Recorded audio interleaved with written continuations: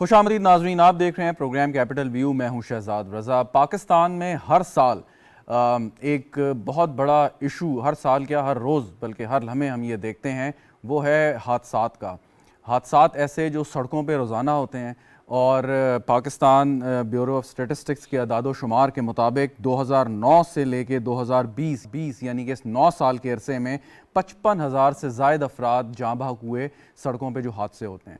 اب سے کچھ دن پہلے، بلکہ آپ نے کئی دفعہ یہ پہلے بھی واقعہ ایسا پیش آیا، لیکن چند دن پہلے ایک ویڈیو سوشل میڈیا پہ بہت وائرل ہوئی جس میں دکھایا گیا کہ ایک رکشے والے کو ایک بڑے ٹرک نے ٹکر ماری، اور بدقسمتی سے اس رکشے میں معصوم بچے سوار تھے جو کہ اسکول جا رہے تھے، اور اس میں سے 4 بچے موقع پر ہی جاں بحق ہو گئے.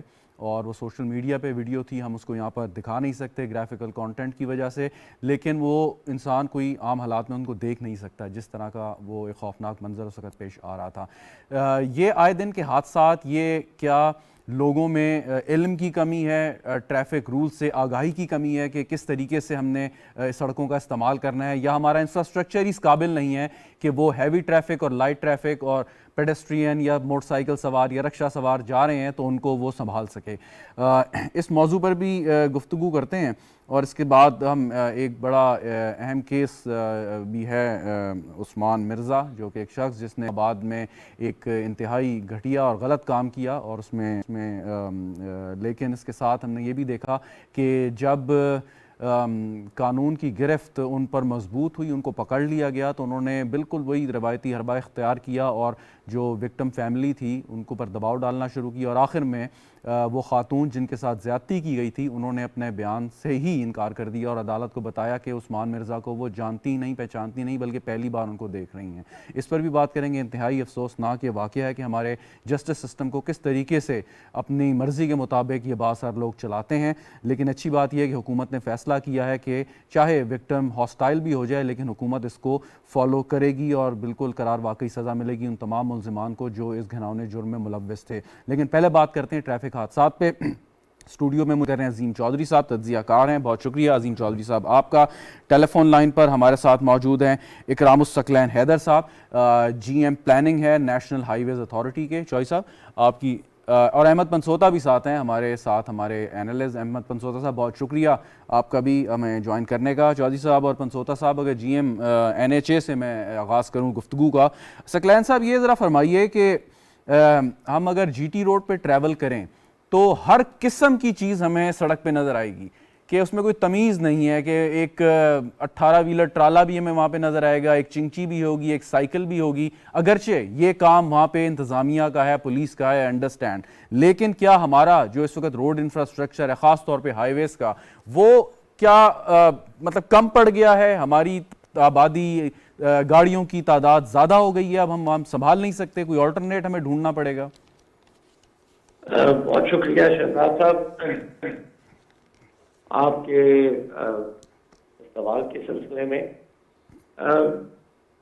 اس سے پہلے کہ میں آپ کو N5 اور جی ٹی روڈ کے ٹریفک کے بارے میں بتاؤں، ایک تھوڑا سا کانسیپٹ میں بلڈ کرنا چاہتا ہوں کہ ہمارا ایک جو ہائی وے سیفٹی ہے اور جو روڈ یوزر سیفٹی ہے وہ کن چیزوں پہ مشتمل ہوتی ہے اور کن کن چیزوں سے بنتی ہے. جی، اس میں سب سے امپورٹنٹ چیز ہے education of the driver.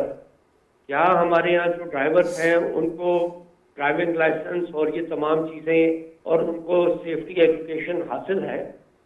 Number 2، ہماری روڈ جو انجینئرنگ سلوشن ہے یہ 4 E's کہلاتی ہیں. تو سیکنڈ از انجینئرنگ سلوشن، ہماری روڈیں کیا اس قابل ہیں کہ وہ تمام سیفر روڈز ہیں؟ درست. اس کے بعد تیسری چیز سب سے امپورٹنٹ آ جاتی ہے، وہ ہے انفورسمنٹ. کیا ہمارا ڈرائیور، جو ایک چھوٹا بچہ بھی ہو سکتا ہے، ایک ٹائرڈ ڈرائیور بھی ہو سکتا ہے جو 16 گھنٹے اسٹریٹ رن کر کے ٹرک چلا کے آ رہا ہے، یا بس ڈرائیور ہے جو سوات سے چلا ہے اور وہ کراچی لے کے جا رہا ہے اور اس میں کہیں راستے میں اس کا کوئی آرام نہیں. صحیح. تو اور اس کو چیکنگ کے لیے ہمارے پاس کیا نظام موجود ہے؟ اور چوتھی چیز کہ اگر کوئی ایکسیڈنٹ ہو جاتا ہے تو ٹروما اور اس کی ایمرجنسی کا رسپانس किस किस्म का हमारे पूरे नेटवर्क पे मौजूद है। तो ये 4 E's हमारी हैं जिस पे हमारा सारा निज़ाम रोड वेरी सेफ्टी राइट, का चलता है। राइट। जरा आप तो जीटी आपसे रोड, मैं जीटी सवाल रोड की तरफ, सकलैन साहब जरा जी जीटी रोड की तरफ आ जाएं। मैं जीटी रोड की तरफ आता हूँ।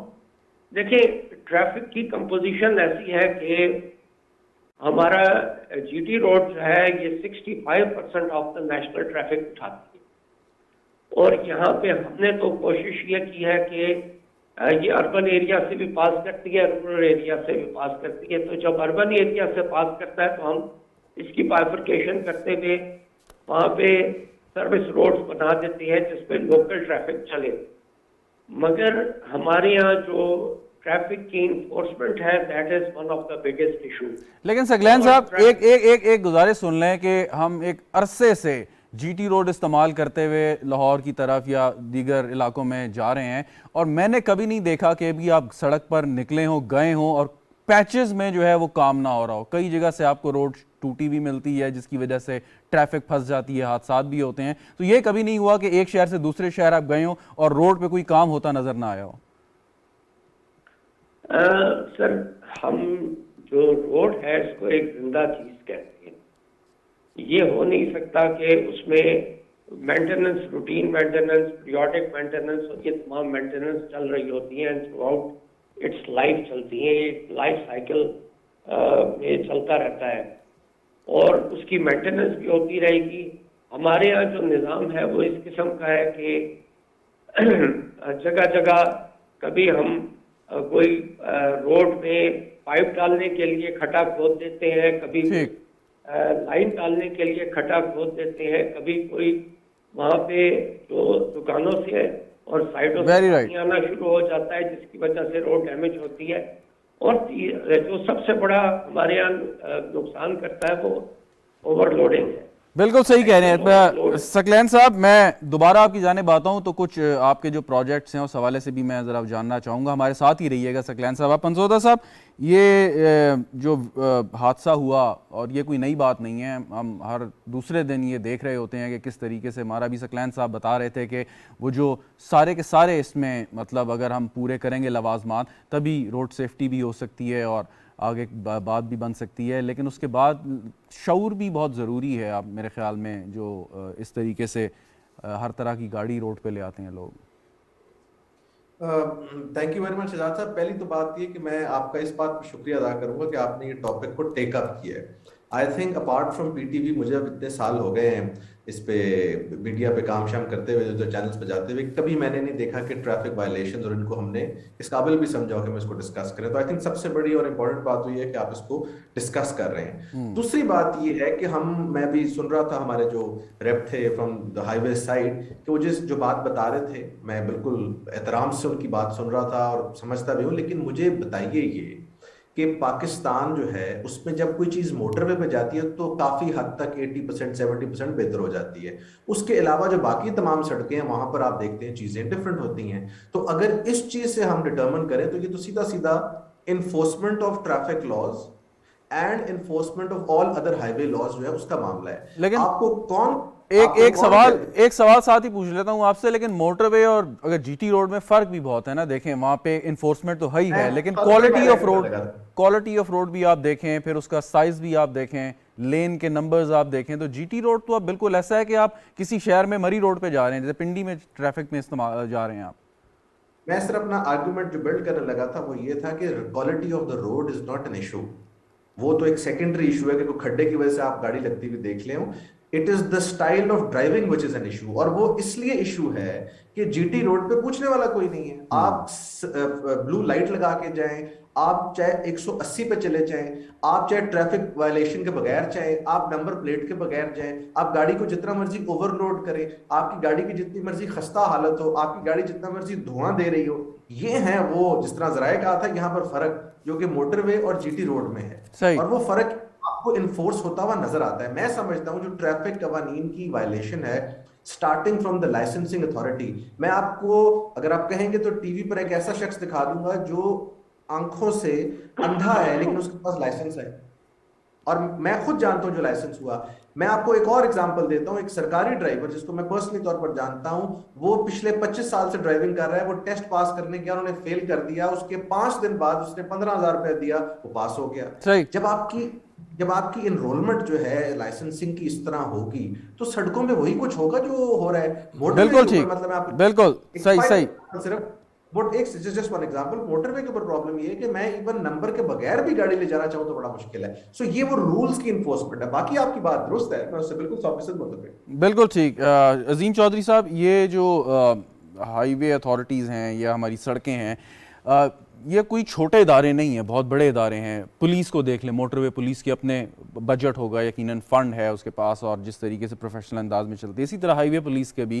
سو این ایچ اے ایک تو کہ خاص صرف یہ ذمہ داری کہ انہوں نے سڑک بنائی ہے, اس کی مینٹیننس انہوں نے کرنی ہے, یا جیسے سکلین صاحب بتا رہے تھے کہ جو روڈ سیفٹی ہے اس میں بھی ایسے اداروں کا رول ہونا چاہیے کہ ان کی سڑک پہ ایک چیز جا رہی ہے تو اگر اس میں ان کی کسی بھی طرح انوالومنٹ ہے, چاہے فنڈز دینے ہیں یا آپ نے اور کوئی کام کرنا ہے. بہت شکریہ. روڈ ایکسیڈنٹ کے معاملے میں صرف این ایچ اے کو ذمہ دار نہیں ٹھہرایا جاتا. نہیں, میں ذمہ دار نہیں ٹھہرا رہا, میں کہہ ایک بات کہہ جی ٹھیک. اور اس میں باقی اور دیگر معاملات شامل ہیں, لیکن این ایچ اے سے تو یہ سوال میں پوچھنا چاہوں گا, اور سکلین صاحب اگر جواب دے دیں تو بات اور آگے چلی جائے گی. وہ یہ کہ جہاں ہائی وے بنے گی اس کے دونوں سائڈز کی 220 گز جگہ جو ہے وہ این ایچ اے کی ہوتی ہے. ٹرو. اور یہاں تو اگر آپ گجرانوالے کا جو بائی پاس بنا تھا, اس بائی پاس کے اوپر بے شمار جگہیں ایسی ہیں جو سڑک پر آ چکی ہوئی ہیں. درست. یہی عالم گجرات میں ہے, بالکل یہی عالم باقی جگہوں پر بھی دیکھنے کو آتا ہے. جہاں کہیں یہ بائی پاس بنائے یا سڑکیں موجود ہیں تو سڑک کے بالکل اوپر کھڑے ہو کر آپ دکان سے چیز خریدتے ہیں. وہ تو این ایچ اے کی ذمہ داری ہے.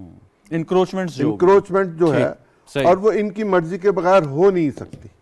پھر یہ پیٹرول پمپس کے لیے اور مختلف چیزوں کے لیے جو لیز پہ جگہ دیتے ہیں, وہاں کمرشل پلازاز بنتے ہیں, وہ بھی تو ایک معاملہ اپنی جگہ پر موجود ہے.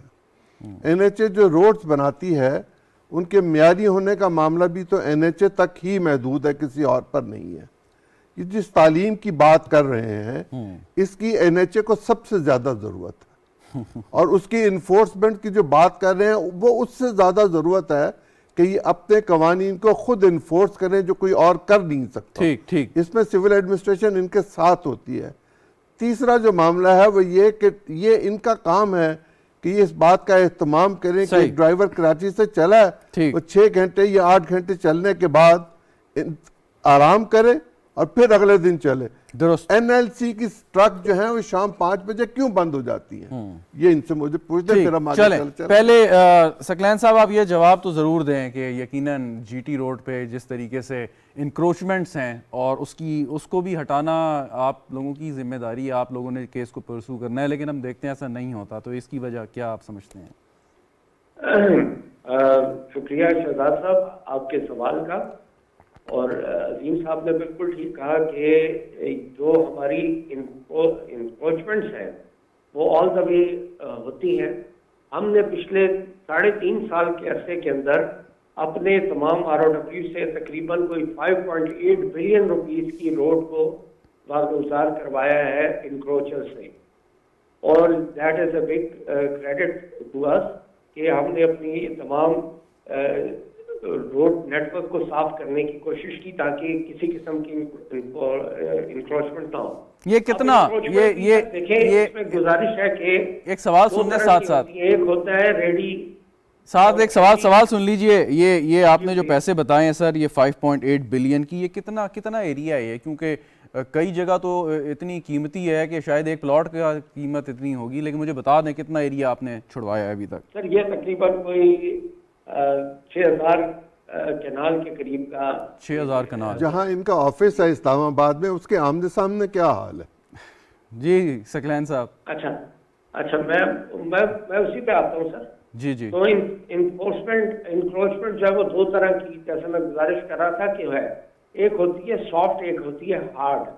سافٹ وہ ہے کہ روز ایک ریڈی لے کے آ گئے اور جب ہماری انفورسمنٹ کے لیے کوئی گئے, انہوں نے صاف کرنے کی کوشش کی تو وہ وہاں سے چیزیں لے کے ہٹ جاتے ہیں, اور اس کے بعد کچھ परमानेंट स्ट्रक्चर्स होते हैं, परमानेंट स्ट्रक्चर्स को हम नोटिस दे के क्लियर करते रहते हैं और ये that is a continuous process हमारे पूरे। अच्छा चलें, मैं वक्त जरा बचा लूं। एक मुझे ये बता दें कि अभी ये 3 साल जब की मतलब हुकूमत को हुए हैं, 3 साढ़े 3 साल, इसमें NHA की परफॉर्मेंस के हवाले से मैं एक सवाल ज़रूर करना चाहूँगा कि इस वक्त सबसे बड़ा या 2 बड़े प्रोजेक्ट ऐसे कौन से हैं कि आपके जो चल रहे हैं इस वक्त, जिससे आम आवाम को फ़ायदा और ख़ास तौर पर ट्रैफिक लोड मैनेजमेंट होने जा रही है? सर देखिए, हमारा इस वक्त तकरीबन कोई 56 प्रोजेक्ट जो हैं इस वक्त ऑन गोइंग चल रहे हैं और ये थ्रू आउट पाकिस्तान हमने शुरू किए हैं। इसमें सबसे बड़ा क्रेडिट जो हमारी इस गवर्नमेंट को जाता है वो ये है कि हमने अपने बजट के ऊपर बोझ कम करते हुए PPP के प्रोजेक्ट मैक्सिमम शुरू किए हैं। कमरियाल खारिया का हमारा प्रोजेक्ट जो है वो इस वक्त फाइनेंशियल क्लोज के स्टेज पे है। उसके अलावा सर हमारा इस वक्त M6 का प्रोजेक्ट है हैदराबाद सक्खर, जो इस वक्त अंडर प्रोक्योरमेंट है और ये तकरीबन 305 किलोमीटर की मोटरवे का वो सेक्शन होगा जो हम लिंक करेंगे और इससे हमारा पूरा। आई एम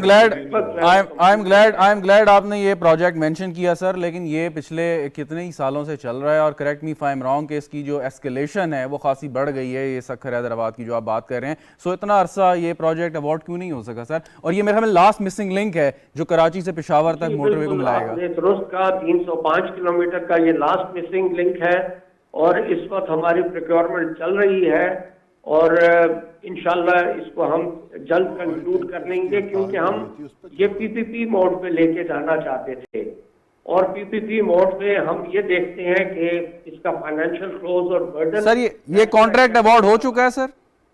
नहीं सर, ये इस वक्त अभी हमें टेक्निकल एंड फाइनेंशियल बिड्स आ चुकी हैं अंडर इवैल्यूएशन। अच्छा, क्योंकि मैं जो खबर एक पढ़ रहा था सर उसमें वो ये कि एक जो बिडर थे वो डिसक्वालीफाई हो गए हैं टेक्निकल और फाइनेंशियल पे और सिर्फ एक पार्टी रह गई है जिसको ये कॉन्ट्रैक्ट अगर आपने अवार्ड किया तो ये ऐसे ही है? नहीं, अभी वो बिड जो है वो ग्रीवेंस में है। ये भी एक गलत खबर चल रही थी मीडिया के ऊपर कि जी सारा वो हो गया है। अभी तो वो प्रोसेस चल रहा है, इसलिए मैंने कहा प्रोक्योरमेंट प्रोसेस जो है अभी चल रहा है।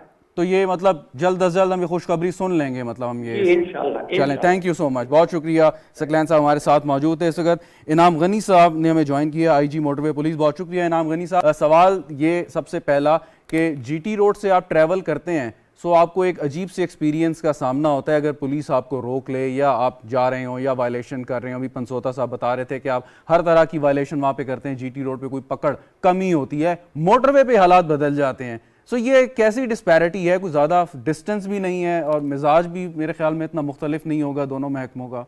इनाम साहब जी, थैंक यू वेरी मच। मेरे ख्याल में सबसे पहले तो ये मैं एक्सप्लेन कर दूं कि ये मुख्तलिफ डिपार्टमेंट्स नहीं है। ठीक, ये एक ही डिपार्टमेंट है जिसको हम कहते हैं NHMP, national highways and motorway police. Right. और इसमें हाईवेज हमारे पास सारे हैं, एक्सप्रेस वेज हैं और मोटरवे है। ये जितने फेडरलाइज्ड रोड्स हैं सारे, इनको जो फेडरल कैबिनेट है वो हमें हमारे हवाले करती है कि आपने इन्फोर्समेंट करनी है और उसी के लिए रिसोर्सेज भी मिलते हैं और सारा कुछ होता है। सो ये जो लोगों में कंफ्यूजन है कि शायद हम मोटरवे को देखते हैं, हम सिर्फ मोटरवे को नहीं देखते, हम ये साथ में हाईवेज को भी देखते हैं। सो ये जो आप जितनी बात कर रहे थे और जितनी खराबी है उसमें शायद हम भी जिम्मेदार हैं, तो यहाँ पे मैं सबसे पहले तो इसको एक्सेप्ट कर लूँ। जो बात मैं आपका प्रोग्राम सुन रहा था और जहां से ये बात शुरू हुई थी कि why the motorway is different और क्यों हाईवे की ये कंडीशन है, मोटरवे और एक्सप्रेसवे को मैं इकट्ठे लूंगा, उनकी कंडीशन बेहतर है। राइट। और दूसरी तरफ जो हाईवे है उस पे बहुत बुरा हाल है। सो हमें ये देखने की जरूरत है कि क्यों, और तीसरा इसी के साथ देखने की जरूरत है कि ये जो एक्सीडेंट्स का डाटा मैं आपका देख रहा था, जिसकी आपने बात भी की और ये अभी चल भी रहा है, ये आपको हैरानगी होगी कि आपके मैक्सिमम एक्सीडेंट्स जो है ये किस जगह पे है। क्या ये प्रोविंशियल रोड्स पे है, फेडरल रोड्स पे है? और अगर ये फेडरल रोड्स पे है तो ये क्या वो जगह है जहां पे आबादी है, मतलब जहां पे रूरल एरिया है, या जो अर्बनाइज्ड एरिया है? سو جب آپ ان چیزوں کو اسٹڈی کرتے ہیں تو آپ کو ساری چیز بڑی کلیئر ہو جاتی ہے. اب ہوتا یہ ہے, یہ جس ایکسیڈنٹ کا آپ نے ذکر کیا وہ ہائی وے سے کوئی 4 کلومیٹر دور ہوا ہے لنک روڈ پہ. اب ہائی وے کی بھی, اب جی ٹی روڈ کی بات کریں, آپ پہلے زمانے میں جب چلتے تھے پشاور سے لے کے کراچی تک تو آپ کو بیچ بیچ میں کچھ فاصلے پہ 50-60 کلومیٹر پہ ایک شہر یا ایک ٹاؤن ملتا تھا. ابھی آپ پشاور سے چلیں تو آپ کو ڈھونڈنے سے کوئی ایسی جگہ نہیں ملتی جہاں پہ دائیں بائیں آبادی نہ ہو, اسکول نہ ہو, کوئی کالونی, کوئی ہاؤسنگ اسکیم نہ بنا ہوا ہو. صحیح صحیح. اور اب اس کا وہ جو رائٹ آف وے, وہ جو آپ نے بات کی انکروچمنٹ اور رائٹ آف وے اور جو 120 میٹر کی بات بھی ہوئی, جی یہ ساری کی ساری چیزیں کنٹریبیوٹ کر. لیکن سر ایک سوال پوچھنا ضرور چاہوں گا کہ یہاں تک تو بات ٹھیک ہے کہ جی ٹی روڈ پہ شہر ہیں, آبادی ہے, موٹر وے پہ یہ سلسلہ نہیں ہے اس طریقے سے, لیکن اور عظیم چودھری صاحب بھی کوئی بات کرنا چاہ رہے ہیں, لیکن ایک بات, میرا ایک پوائنٹ ہے, کوئکلی اس کو ذرا آنسر کیجیے گا کہ رویہ, ایٹیٹیوڈ کہ موٹر وے پہ وہی پولیس آفیسر ہمیں ایک مختلف ایٹیٹیوڈ یا برتاؤ کرتا نظر آتا ہے, ہائی ویز پہ یا جی ٹی روڈ پہ مختلف ہوتا ہے, اس کی کیا وجہ ہے؟ اچھا یہ بھی کلیئر کر دوں, یہ مجھے ایک تو یہ مجھے اپنی آواز دوبارہ سنائی دے رہی, میرے خیال میں آپ کے یہ کوئی سسٹم میں پرابلم ہے. آپ کی آواز ٹھیک ہے سر, یہاں صحیح آ رہی ہے, آپ جاری رکھیے. مجھے وہ کانوں میں دوبارہ سنائی دے رہی ہے. اچھا اب ہوتا یہ ہے کہ جب ہم جی ٹی روڈ کی بات کرتے ہیں یا ہائی وے کی بات کرتے ہیں تو آپ کو نیشنل ہائی وے پولیس جو ہے وہ آپ کو ملتی ہے شہروں سے باہر. جہاں اربن ایریا شروع ہوتا ہے وہاں پہ اس ضلع کی اپنی ٹریفک پولیس ہوتی ہے, اس ضلع کی یا اس تحصیل کی, اور وہ ہمارے کنٹرول میں نہیں ہے. سو جہاں پہ اربن ایریا شروع ہوتا ہے ہمارا, وہاں پہ ہمارا جو اختیار ہے وہ ختم ہو جاتا ہے. ٹھیک, میں ایک منٹ میں رکیے گا, عظیم چودھری صاحب کو سوال کرنا چاہوں. جی پنسودا صاحب کوئکلی.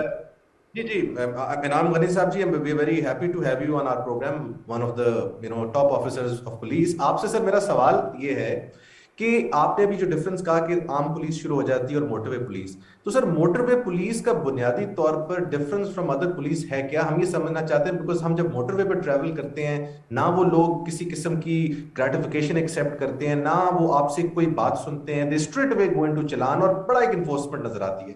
بٹ جیسے ہی ہم دوسری طرف جاتے ہیں تو معاملہ ڈفرنٹ ہو جاتا ہے. آپ کی نظر میں سر اس کا بنیادی پرابلم کیا ہے؟ میں بھی اضافہ کر دوں. جی آپ بھی, انعام صاحب ذرا ایک سوال اور سن لیں پھر اکٹھا جواب دے دیں. انعام صاحب آپ نے کہا رائٹ لیفٹ پہ یا تحصیل کی آبادی ہے یا شہر کی آبادی ہے, اربنائزیشن ہو گئی ہے, تو اس کا مطلب یہ ہے کہ پشاور سے کراچی تک سب جگہوں پر جہاں جہاں جی ٹی روڈ ہے وہاں پر لوکل پولیس کام کر رہی ہے, تو پھر ہائی وے پولیس کس کام کی ہے؟ اور اگر یہ سرکار نے وفاق نے بنائی ہوئی ہے تو پھر لوکل پولیس کا وہاں کیا کام ہے؟ اچھا یہ ہوتا یہ ہے, میرے خیال میں آپ کا سوال میں پہلے لے دیتا ہوں. ہوتا یہ ہے کہ جو سڑک جہاں پہ آبادی نہیں ہے وہاں پہ تو ہماری پولیس ہے. آپ کو جو گاڑیاں ملتی ہیں نیشنل ہائی وے, اس پہ لکھا ہوتا ہے national high way police, that is NHMP, national high way and motor way police. وہ ایک ہی فورس ہے جس کو میں کمانڈ کر رہا ہوں. لیکن جہاں پر بھی اربن ایریا ہے وہاں پہ سٹی ٹریفک کی پولیس ہوتی ہے, ان کے اپنے ڈی ایس پیز اور ایس پیز وہی وہاں پہ انفورسمنٹ کرتے ہیں, وہاں پہ ہم انفورسمنٹ نہیں کرتے. میرا سوال یہ ہے کہ کیوں نارملی جو یہ شکایت بھی ملتی ہے آپ کو, ان کی جو ضلعی پولیس ہے اس کی ملتی ہے NHMP, اللہ کے فضل سے وہاں پر بھی آپ کو شکایت یا اس طرح کی ایشو نہیں ملے گا. ٹھیک, وقت بچا لوں. پنسوتا صاحب کا سوال جو تھا کہ یہ فرق کیوں ہے ضلع کی پولیس یا پروونشل پولیس اور یہ ہائی وے پولیس میں؟ دیکھیں ہم نے جب یہ موٹر وے پولیس شروع ہوا تھا, یہ کوئی 365 کلومیٹرز موٹر وے M2 سے شروع ہوا تھا, اور یہ ایک آئلینڈ آف ایکسلنس بنا. اس کی بڑی وجہ یہ تھی کہ ان کی سیلریز بہت اچھی تھیں. ہماری جو ریزنگ سمری تھی اس میں ڈبل سیلری ہے, جو رننگ بیسک ہے وہ ہمیں ڈبل ملنی تھی. اچھا پھر ہمارے جو ورکنگ آورز ہیں وہ بہتر ہیں. ہم 8 گھنٹے سے زیادہ شفٹ کسی صورت نہیں چلاتے ہیں. ہم کسی کو 8 گھنٹے سے زیادہ کسی سے ڈیوٹی نہیں لیتے ہیں. صحیح. ہمارے جو لیونگ کنڈیشنز ہیں they are far superior, far better. ٹھیک.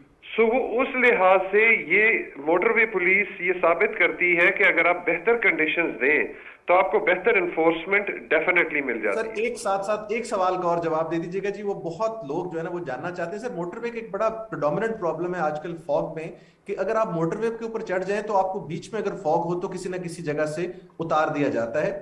میں صرف آپ کو ایک سجیشن دینا چاہتا ہوں کہ لیٹ سے اگر آپ موٹر وے پہ چڑھتے ہیں فرام اسلام آباد اور پنڈی بھٹیاں کے اراؤنڈ کسی قسم کی فاگ ہے تو کیا یہ پاسبل نہیں ہے کہ 25-50 گاڑیوں کو آگے پیچھے پولیس کی موبائل لگا کے they can make them travel to اندر پارٹ. ہوتا یہ ہے کہ جب ان کو اتارا جاتا ہے تو ان لوگوں کے لیے اس سے بھی بڑی پرابلم ہو جاتی ہے بیکاز ڈفرنٹ ایریاز میں ان کو اتارا جاتا ہے. میں 100% آپ سے ایگری کرتا ہوں. میں یہی ہمیشہ کہتا ہوں کہ یہ ایک بڑا سیریس ایشو ہے کہ اگر میرا بچہ اگر وہ اسلام آباد سے لاہور جا رہا ہے اور آپ نے اس کو اتار دیے کلر کہار پہ تو اس کو تو سمجھ بھی نہیں آئے گی کہ میں کس طرف جاؤں اور کہاں نہ جاؤں، اور اسپیشلی اگر رات کا وقت ہو. اگر کوئی پرانا ڈرائیور ہے، علاقے سے واقف ہے، اس کو پتا ہوتا ہے، ادروائز کسی کو پتا نہیں ہوتا. اسی لیے ہماری کوشش یہ ہوتی ہے کہ ہم جب موٹر وے جس وقت بند ہو تو ہم مین ٹول پلازاز سے لوگوں کو واپس کریں، اور جو اس وقت ان بٹوین گاڑیاں ہیں ان کو ہم نیکسٹ پوائنٹ تک چلائیں. ہمارا ایک بہت بڑا ایشو یہ ہے کہ جب زیرو ویزیبلٹی ہوتی ہے تو اس میں ہمیں بھی کچھ نظر نہیں آتا. یہ ایسے نہیں ہے کہ جو موٹر وے پولیس کی گاڑیاں ہیں ان میں کوئی اسپیشل اکوپمنٹ ہے یا کوئی ریڈار سسٹم ہے جس کی وجہ سے ہم موو کر سکتے ہیں. صحیح. سو ہم خود بھی موو نہیں کر سکتے ہیں، ہم ان پیچز میں نہیں گھس سکتے ہیں، ہم وہ رسک نہیں لے سکتے. اس لیے ہماری کوشش ہوتی ہے کہ یا کہیں ریسٹ ایریا پہ چلے جائیں یا ہم شروع ٹول پلازا سے وہ کرنے. اور اس میں آپ کے پروگرام سے کی وساطت سے میں بتا بھی دوں کہ آج کل سب سے آئیڈیل ٹائم ہے 11 سے 5 کے بیچ میں ٹریول کرنے کا موٹر وے پہ. جی ٹی روڈ کھلا رہتا ہے لیکن موٹر وے اس کے علاوہ بہت زیادہ خدشہ ہوتا ہے کہ کہیں نہ کہیں آپ بلاک ہو جائیں گے اور پھر آپ کو وہاں سے اترنا پڑے گا. سو ٹریول پلاننگ بہت ضروری ہے لوگوں. Very right, very right. بہت شکریہ. انعام غنی صاحب ہمارے ساتھ موجود تھے، آئی جی موٹر وے پولیس. اور ناظرین دوسرا ٹاپک جس کا آپ سے میں نے تذکرہ کیا ابتدائیے میں، عثمان مرزا اور اس کے ساتھی، یہ وہ ملزمان ہیں جنہوں نے اسلام آباد میں ایک خاتون اور ان کے ایک ساتھی کے ساتھ بدتمیزی کی، نازیبا حرکتیں کی، ویڈیو بنائی اور زیادتی بھی کی. اور اس کے بعد انہوں نے وہ ساری کی ساری جو کارروائی یا ویڈیوز جو تھیں نازیبا حرکات کرتے ہوئے وہ سوشل میڈیا پہ ڈالیں. فوری طور پر اسلام آباد پولیس حرکت میں آئی، اس شخص کو گرفتار کیا، اس کے ساتھیوں سمیت مقدمہ ہوا اور لڑکی نے مجسٹریٹ کو جو بیان حلفی جمع کرایا جو متاثرہ خاتون تھیں کہ یہ اس شخص نے جو اس میں تفصیلات تھیں وہ ساری واضح کی. لیکن کچھ عرصے بعد، اب سے تھوڑے دن پہلے یہ ہمیں معلوم ہوا، بلکہ سرپرائزنگ تھا سب کے لیے، کہ ان خاتون نے ان کو پہچاننے سے انکار کر دیا بلکہ اپنے وہ بیان حلفی سے ہی پھر گئیں. اس کا یہ اندازہ لگایا جا سکتا ہے کہ کس طریقے سے باثر لوگ اس پر پریشر ڈالتے ہیں. لیکن اچھی بات جو ہمیں پتہ چلی کہ حکومت اس کو خود فالو کرے گی، چاہے وٹنس ہاسٹائل بھی ہو جائے لیکن ویڈیو فورینسک ایویڈنس موجود ہے اس شخص کے خلاف. پنسوتا صاحب، آپ کا کیونکہ یہ شعبہ ہے، وکیل ہیں، تو میں ذرا پوچھنا چاہوں گا کہ ایسی صورتحال میں کیا ہوتا ہے کہ وکٹم کو ڈرایا دھمکایا جاتا ہے، پیسے کی لالچ دی جاتی ہے، کیا کیا جاتا ہے، کس طریقے سے یہ آپریٹ کرتے ہیں؟ کیا پولیس بھی مل جاتی ہے ساتھ میں، کیا ہوتا ہے؟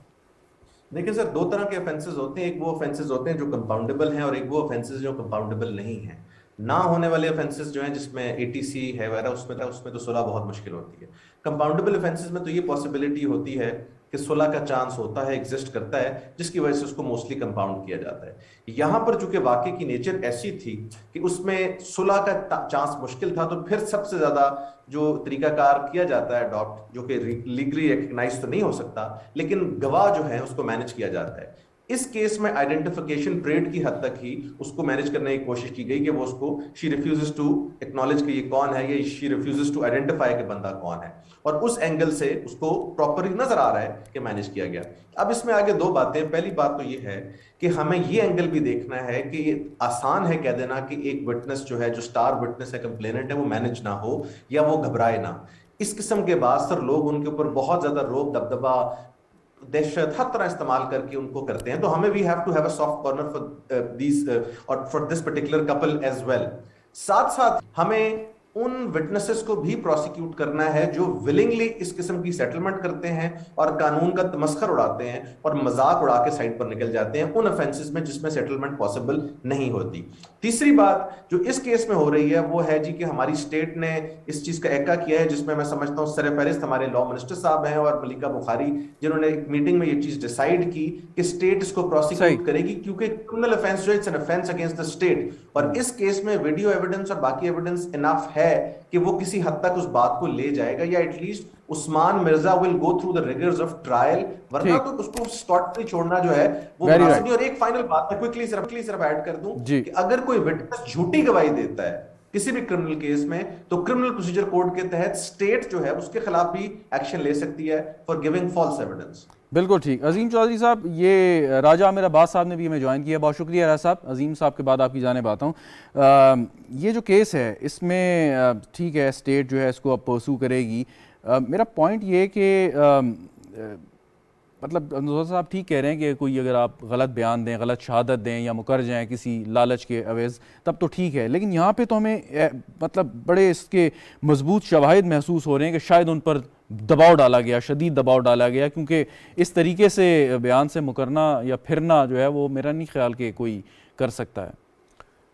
हमारी अदालतों में कत्ल होते हैं, अदालतों में तो लोग इंसाफ लेने जाते हैं, कत्ल होने या करवाने तो नहीं जाते। सही। और वो अक्सर गवाहों को मारा जाता है। और यहाँ तो जो जिसके साथ जुल्म हुआ, ज्यादती हुई, उसी पे दबाव डाल दिया गया बज़ाहिर, और उसी को मुनहरफ करने की कोशिश की गई। पूरी की पूरी सोसाइटी में ऐसी बेशुमार मिसालें हमें मिल जाती हैं। अभी हमारे पास कराची की एक मिसाल मौजूद है शाहरुख जतोई की। वो जेल में रहा, चीफ जस्टिस पाकिस्तान तक उसकी जेल में विज़िट करके देख चुके हुए हैं कि वो किस शान से रहता है। कोई पूछने वाला नहीं है। जब कानून पर अमल ना हो या बासर असरात अफराद जो हैं वो कानून पर हाथ डाल लें बजाय इसके कि कानून उन पर हाथ डाले, तो फिर इस तरह के वाक़यात होते हैं। ये दरिंदगी है, ये वहशत है, और ये कानून से मजाक है। रियासत अपनी जिम्मेदारी पूरी कर रही है। हुकूमत का ये इक़दाम बहुत खुश आइंद है कि उन्होंने ये फैसला किया कि इस केस को, चूँकि ये रियासत ने इसका इंदराज करवाया हुआ है, रियासत इसको टेकअप करेगी और लीगल जो भी तरीके होंगे उनको इख्तियार करके कैफिर किरदार तक पहुँचाएंगे इस मामले को। लेकिन हमें ओवरऑल ये देखना चाहिए कि हमारी पूरी सोसाइटी में जो जरगा सिस्टम भी एक मौजूद है, जहाँ लोगों को सज़ाएँ दी जाती हैं या लोगों की सज़ाएँ माफ़ की जाती हैं, या बच्चियाँ, छोटी बच्चियों, मासूम बच्चियों को बयाने के लिए कह दिया जाता है, या करोड़ों रुपए का जुर्माना कर दिया जाता है, वो सब भी ऐसे ही मामलात हैं। उन पर भी रियासत को नज़र रखनी चाहिए।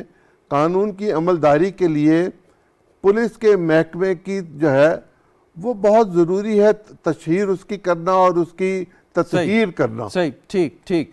राजा आमिर अब्बास साहब, ये एक केस है शाहरुख जतोई का भी एक क्लासिक केस है कि कैसे बासर लोग जो हैं जेल के पीछे भी बड़े मज़े से ज़िंदगी गुजारते हैं, उन्हें कोई किसी किस्म की टेंशन नहीं होती। बाकी जेलों में भी आप जाएं, जो पैसे खर्च करता है उसको हर तरह की फैसिलिटी मिलती है। माय पॉइंट इज़ कि जब ये सारा उसको डराया धमकाया गया या बयान हल्फी वापस लिया, अगर डराया धमकाया गया, सो इसमें यकीनन जो मुल्ज़िमान हैं, उनके जो वकील साहब हैं जो उनको असिस्ट कर रहे हैं या डिफेंड कर रहे हैं, उन्होंने भी यकीनन ये मशवरा दिया होगा। तो ये जिम्मेदारी वकला बरादरी पे भी है कि अपने वो क्लाइंट को वही मशवरा दें जो कानून के मुताबिक हो। राजा साहब,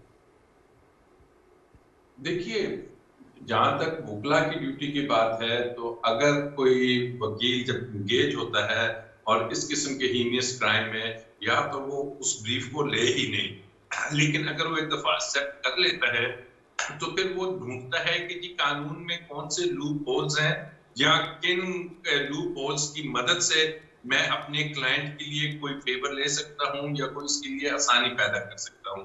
तो वकला बेसिकली कानून के अंदर जो मौजूद इन्वेस्टिगेशन में कुछ खला रह जाती है, कुछ पुलिस की जो रिपोर्ट्स होती हैं उसमें होती हैं, फिर कानून का, फिर दूसरी साइड के जो बयानात होते हैं उसमें ढूंढ के अल्टीमेटली लॉयर की ये कोशिश होती है कि किसी न किसी तरीके से।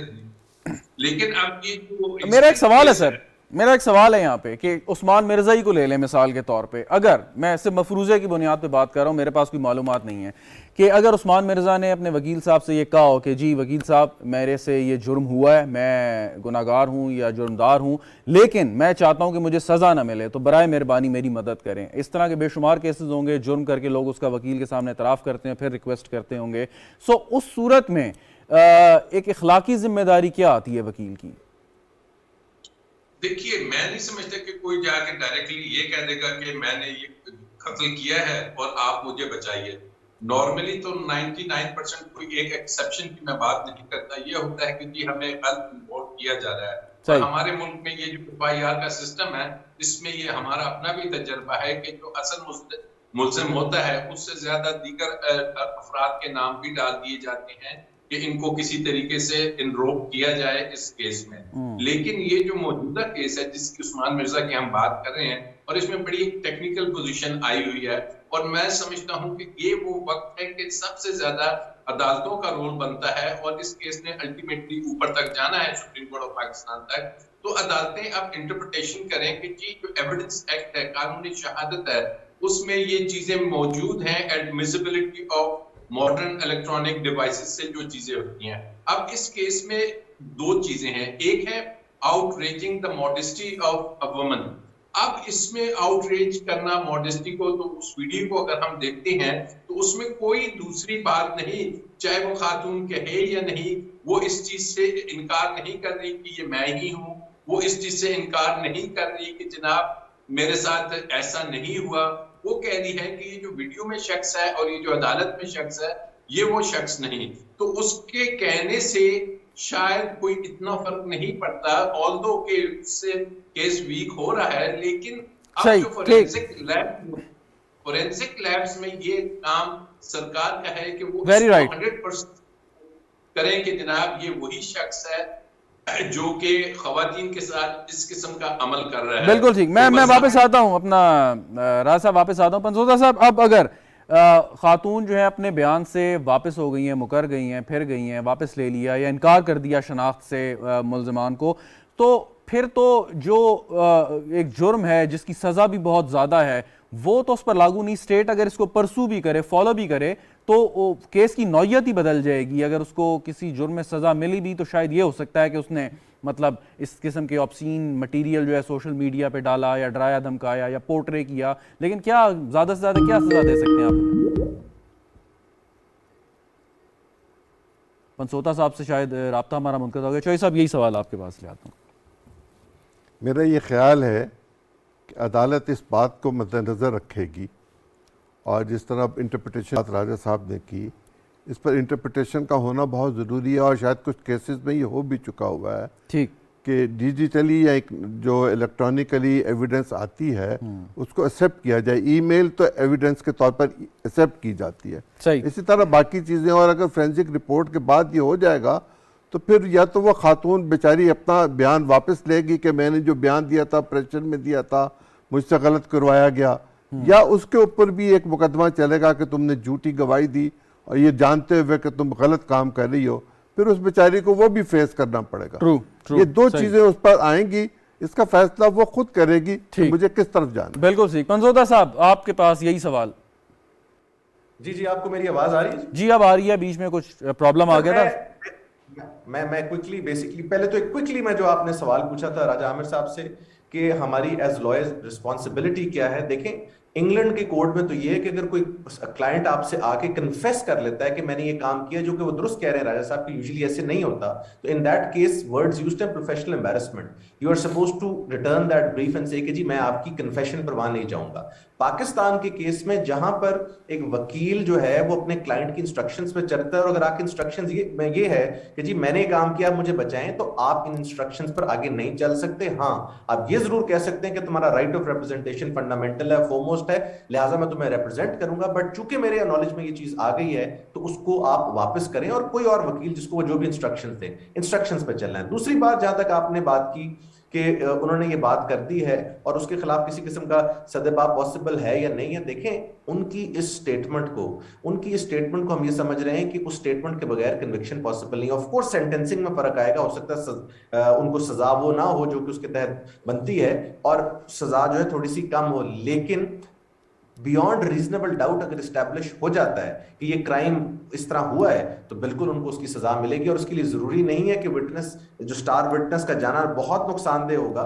بٹ اکیلا ضروری نہیں ہے جس سے وہ چیز پروو ہو. آگے بہت ساری چیزیں ہیں, اگر ویڈیو ایویڈنس ریکارڈ پر آ جاتا ہے, ویڈیو ایویڈنس ہے, تو then I think it is beyond reasonable doubt پر یہ چیز پروو ہو سکتا ہے. لیکن راجہ عامر عباس صاحب فائنلی جی اگر ویڈیو ایویڈنس آ بھی جاتا ہے, لیکن اگر آپ کا جو وٹنس ہے یا جو وکٹم ہے وہی اگر پہچاننے سے انکار کر دیتا ہے, پھر کس جرم کی سزا دیں گے؟ پھر تو لوگ کہیں گے کہ جی یہ تو بے قصور ہے, اس کا ایک جرم ہو سکتا ہے لیکن زیادتی والا جرم تو آپ ثابت ہی نہیں ہوگے جب تک پہچانے ہی گئے نہیں متاثرہ خاتون سے. دیکھیے زیادتی کی اگر بات ہے تو زیادتی کے لیے آپ کے پاس ایویڈنس ہوتا ہے جو کہ ہمارے قانون میں پینسوٹا بیٹھے ہوئے ہیں, جو اورل ایویڈنس سے زیادہ جو ویلیو رکھتا ہے وہ ہے documentary evidence.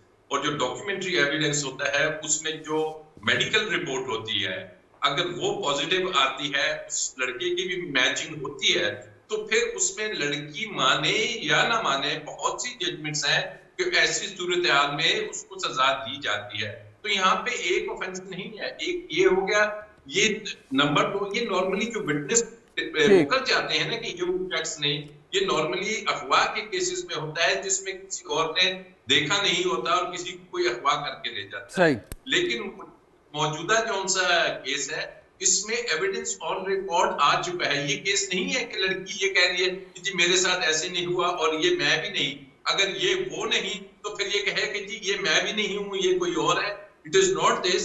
So it's a fit case کہ جس کو عدالتیں پراپرلی پروسیکیوشن اگر ہوتی ہے اور اسسٹ کیا جاتا ہے عدالت کو پراپرلی, تو یہ کوئی اتنا راکٹ سائنس والا کیس نہیں. بالکل صحیح, بالکل صحیح. بہت شکریہ, بہت شکریہ آپ کا راجہ عامر عباس صاحب, عظیم چودھری صاحب, احمد پنسوتا صاحب ہمارے ساتھ موجود تھے. ناظرین آپ نے دیکھا جو اس کیس کا ہم ذکر کر رہے ہیں کہ یہ تو وقت بتائے گا کہ کیس کس طریقے سے آگے بڑھتا ہے, لیکن ایک چیز بہت اہم ہے کیونکہ اکثر ایسے واقعات میں ہو جاتا ہے باثر جو ملزمان ہیں, افراد ہیں, وہ جو متاثرہ لوگ ہیں ان پر دباؤ ڈالتے ہیں, ان کو رشوت دینے کی کوشش کرتے ہیں. سو یہ بھی میرے خیال میں ذمہ داری اس وقت آتی ہے جو اس کیس کو اتھارٹیز انویسٹیگیٹ کر رہی ہیں کہ اس پہلو کو بھی دیکھنا چاہیے کہ اگر متاثرہ خاتون اپنے بیان سے واپس ہو گئی ہیں, پھر گئی ہیں, سو اس کے پیچھے کیا کوئی دباؤ تو نہیں ہے یا کوئی لالچ تو نہیں دینے کی کوشش کی گئی ملزمان کی جانب سے. اس پہلو کو بھی یقیناً انویسٹیگیٹ کرنے کی ضرورت ہے. پروگرام دیکھنے کا شکریہ, اجازت دیجیے, خدا حافظ.